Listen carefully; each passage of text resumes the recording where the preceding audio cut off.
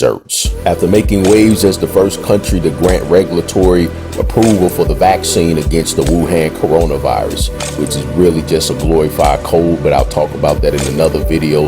So Russia is seeking to perform mass production and immunization of key workers in the next few weeks. So they're going to start with those who work within the death care industry. Russia is the first country to approve COVID-19 for civilian use. This approval is after just 2 months, brothers and sisters, 2 months, and highlights Moscow's desire to rush the vaccine through testing in an effort to beat Western pharmaceutical companies. It's not about safety, it's not about health, it's all about trying to look the best. This morning, for the first time in the world, a vaccine against the coronavirus infection has been registered, said President Vladimir Putin at a meeting with other government officials on Tuesday. Rounded up, I saw Chinese and Russian soldiers.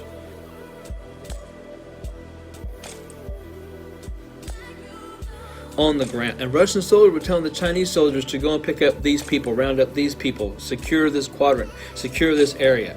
I saw blue helmets of the UN. I saw military things taking place. I also saw no sign of President Trump. I saw no sign of leadership in Washington, D.C. But the vultures that I had seen were now like gargoyles, and they were 10 feet off the ground, 10 to 15 feet off the ground.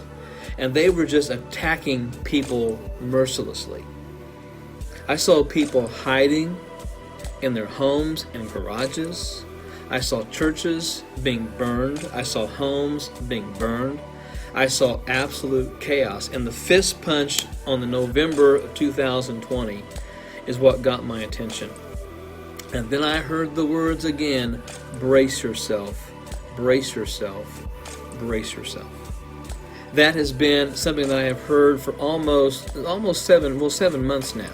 Starting once we get to July, it's going to be 7 months.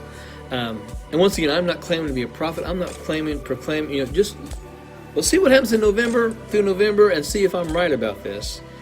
But I know when I hear God's voice. I know what God's voice sounds like to me. I know when He speaks. And I know when I have a dream that I know is Him.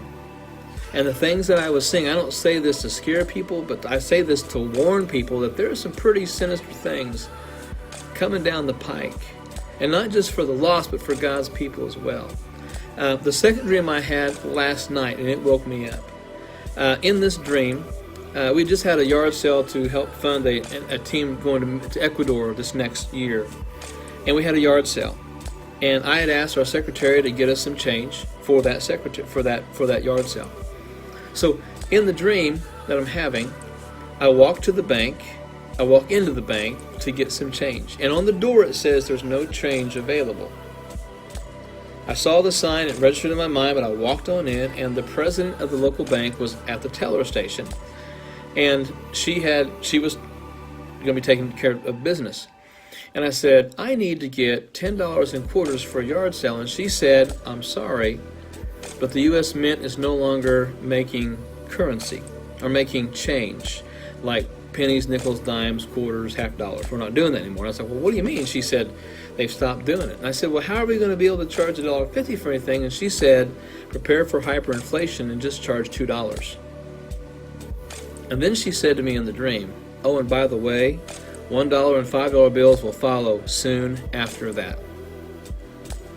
And then I heard those words, brace yourself, brace yourself, brace yourself.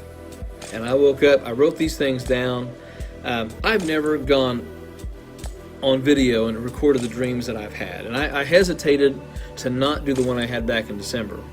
But you can call me whatever you want, you can say whatever you want about me, but wait till December 1st to say it.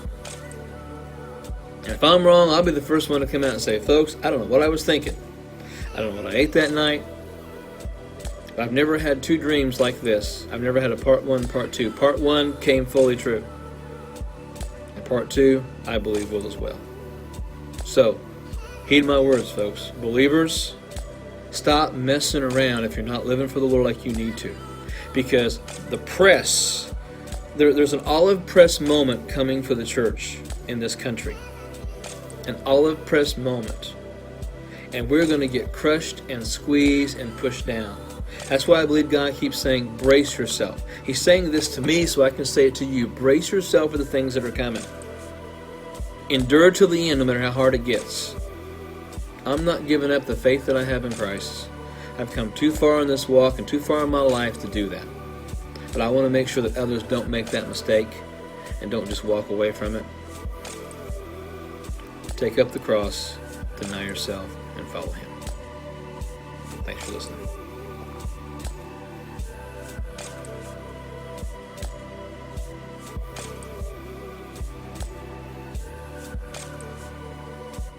There will be times where we are powerless to injustice, but there must never be a time when we fail to protest.